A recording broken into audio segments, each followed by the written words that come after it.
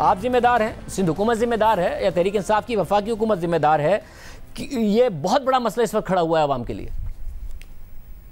असल में मसला जो है वो 2 साल की हुकूमत की कोताही है और 2 साल से उनको ये गैस नहीं लेके आए। देखें, इस वक्त SSGC के सिस्टम में मैक्सिमम 1200 MMCFD आ सकती है अगर सारे ऑयल और गैस वेल्स चल रहे हों, और 1100 आ सकती है SNGPL के सिस्टम में, ये होती है 3300।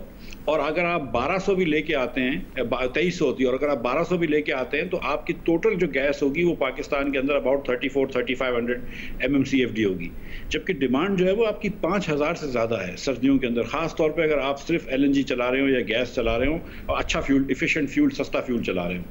तो हुकूमत ने पिछले 2 साल में कुछ भी नहीं किया। हम बात कर रहे थे तीसरा टर्मिनल की, इन्होंने आके अपनी पहली ECC मीटिंग में तीसरे टर्मिनल की बात करी, वो नहीं करा।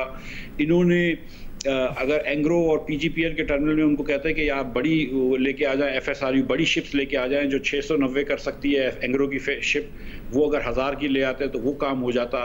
ये जो पाइपलाइन थी ये भी इन्होंने नहीं डाली है।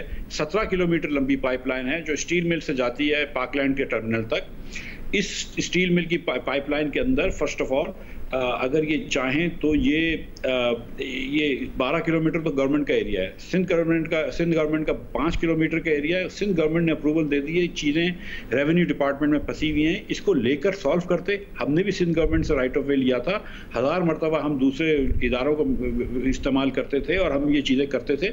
ये इन्होंने पिछले 2 साल में कुछ भी नहीं किया। जहाँ तक कराची की बात है, वो इस वक्त चाहें तो कराची को 200, 300, 400 LNG दे सकते हैं, वो कोई मसला नहीं है। ये जो पाइपलाइन है, इससे आप सपोजिटली 1300 से ज़्यादा गैस लेके आएँ तो आपको ये पाइपलाइन की ज़रूरत है। 1300 तो एग्जिस्टिंग पाइपलाइन कर सकती है, इस वक्त ये सिर्फ 1150। नहीं, ये कह रहे हैं कि पाइपलाइन नहीं कर सकती, टर्मिनल पर कैपेसिटी मौजूद है, मगर पाइपलाइन होगी तो फिर ही हम दे सकेंगे। पाइपलाइन में कैपेसिटी नहीं है अगर 200 एडिशनल देनी है। भाई, हमने भी पाइपलाइन लगाई है ना, हमने कराची से लेकर लाहौर तक 1000 किलोमीटर 1300 किलोमीटर की पाइपलाइन लगाई है। तो लगाते हमने 2 साल के अंदर पूरी पाइपलाइन लगाई है 1.2 बिलियन क्यूबिक फीट की। ये कह रहे हैं कि हम 17 किलोमीटर नहीं लगा सकते। एक तो ये अपनी नाअहली का खुद ही इजहार कर रहे हैं, उसको छोड़ दें। जो एग्जिस्टिंग पाइपलाइन है उसमें 1300 मिलियन क्यूबिक फीट गैस जा सकती है, इधर तक टेस्ट प्रूफ कर चुके हैं, और आप 1100 लेके आ रहे हैं। तो इसका मतलब है कि 150, 160 तो आप एग्जिस्टिंग सिस्टम में और गैस ला सकते हैं, वो तो आप ला सकते हैं। जो उमर भाई ने ट्वीट किया था, जो कि गलत ट्वीट था, वो ये था कि वो ये कहते हैं कराची को हम और गैस दे सकते हैं। कराची को तो बिल्कुल दे सकते हैं, कराची को तो आप 300 LNG और दे दें, कोई मसला नहीं है। 300 क्यूबिक फीट LNG और दे दें, वो मगर अगर सुई नॉर्थ का हिस्सा देंगे तो अभी वहां पर कमी नहीं है, नॉर्थ में वहां कमी हो जाएगी फिर।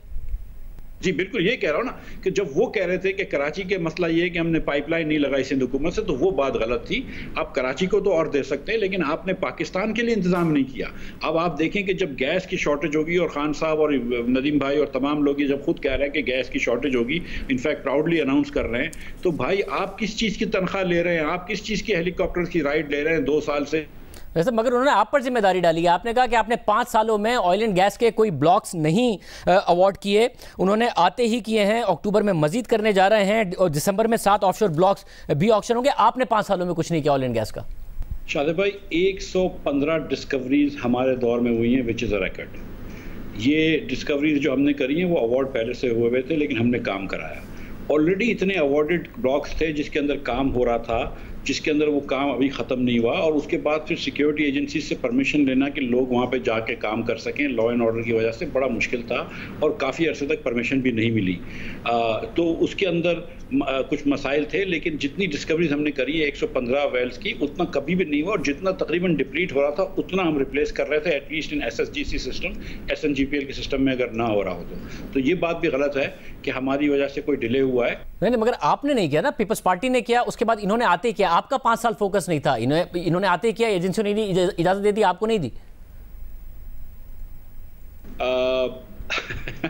अब मैं इसका क्या जवाब दूं? मुझे ये पता है कि जब अब्बासी साहब वज़ीर आज़म बने थे तो इन्होंने NSC की मीटिंग में भी बाजवा साहब से रिक्वेस्ट करी थी कि एजेंसीज़ ने, अब क्योंकि लॉ एंड ऑर्डर बेहतर हो गया है, तो सिक्योरिटी एजेंसीज़ को ज़रा सा आप पुश करें कि वो हमको जल्दी परमिशन दें, बहुत नए ब्लॉक्स अवार्ड करने की भी, और जिधर ब्लॉक्स अवार्ड हो गए वहाँ पर लोगों को काम करने की इजाज़त देने की, क्योंकि ये मुश्किल एरियाज़ हैं, कुछ सिंध के अंदर हैं, कुछ बलूचिस्तान में, कुछ KP के अंदर, तो वो एरियाज़ थे। तो agencies are also very careful in awarding, giving permissions to foreigners, etc., या technical लोग to work there.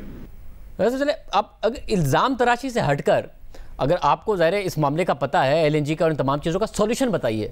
हल है कि सर्दियां ज़रा आसान हो जाएं, उससे अगली सर्दियां और आसान हो जाएं, क्योंकि इस वक्त तो बहुत बड़ा क्राइसिस नज़र आ रहा है, सितंबर में यह हाल है। भाई देखिए, फर्स्ट ऑफ ऑल नए ब्लॉक्स भी अगर आ जाते हैं तो उनको टाइम लगता है, और ज़रूरी नहीं है कि हर ब्लॉक आ जाए। पाकिस्तान में एवरेज पे 3.5 वेल्स पे एक लगती है, और अगर ब्लॉक भी आता है तो 50, 60, 70 मिलियन क्यूबिक फीट गैस का एवरेज लगता है। बड़ी मुश्किल से, रेयरली 50 साल में एक मरतबा आपको सुई जैसी हिट होती है, वरना हिट कम होती है, 100 की आ जाएगी। So even new finds are not a solution. और दूसरी बात ये कि कोहाट और करक वगैरह में जो नई फाइंड्स थी वो $5 की गैस मिल रही है। आपको एलएनजी दुनिया में सस्ती मिल रही थी, बीच में $2 की गैस मिल रही थी। अब जो इन्होंने नए ठेके करे हैं वो 11.5 पे लेके आए, विच इज़ तो इतने तो हम लॉन्ग टर्म ठेके 2 साल पहले कर रहे थे। अब इतनी सस्ती गैस हो गई, लेकिन फिर भी इन्होंने वक्त ज़ाया कर दिया।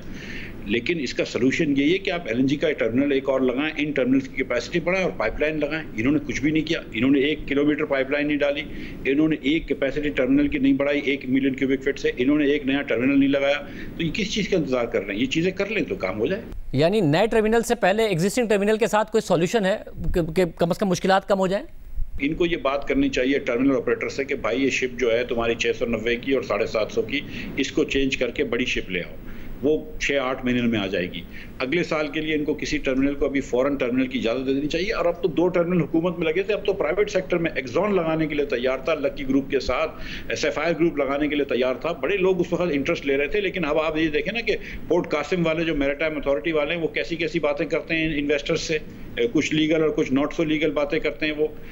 तो उसके बाद आप इन्वेस्टर्स को डिस्करेज कर रहे हैं। अब मैं क्या बोलूँ, हम तो करप्ट लोग हैं, ये तो दूध में नहाए हुए हैं, लेकिन बातें ये अजीब अजीब कर रहे हैं। उसके बाद इसकी वजह से फिर इन्वेस्टर भी नहीं आ रहा है। नहीं, मगर ये मैं समझा नहीं, आप क्या बातें कर रहे हैं? बात की तो मुकम्मल कीजिए, क्या बातें कर रहे हैं? भाई आप जरा सा पूछ लीजिए ना इन्वेस्टर से, शाहजेब खानजादा साहब, आप तो इन्वेस्टिगेटिव जर्नलिस्ट हैं, पूछ लीजिए कि ये जो कितनी मैरीटाइम मिनिस्ट्री वाले कितनी तकलीफ दे रहे हैं पोर्ट कासिम पे नए टर्मिनल की इजाज़त देने के लिए, और क्या क्या चीज़ें मांग रहे हैं, वो पूछ लीजिए इनसे। मुझसे क्यों बुलवा रहे हैं आप? नहीं, अगर बात आपने छेड़ी तो मुकम्मल भी आप ही करेंगे, वरना कम से कम फिर ऐसा सोल्यूशन बताइए जो हुकूमत शॉर्ट टर्म की बुनियाद पर फौरी तौर पर कर सके। अब फौरन ये फिल फॉर हो सकता है कि आप शिफ्ट चेंज करा दें, 3, 4, 5 महीने के अंदर ही हो जाएगा। आप नया टर्मिनल लगा दें, 1 साल में हमने लगाया था, चलो इनसे 2 साल में लग जाएगा, तो 2 साल में एक नया टर्मिनल लगाएगा। आप प्लानिंग तो करें। 23,000 मेगावाट हम बिजली लगा के गए, आप वो बिजली भी नहीं चला सकते।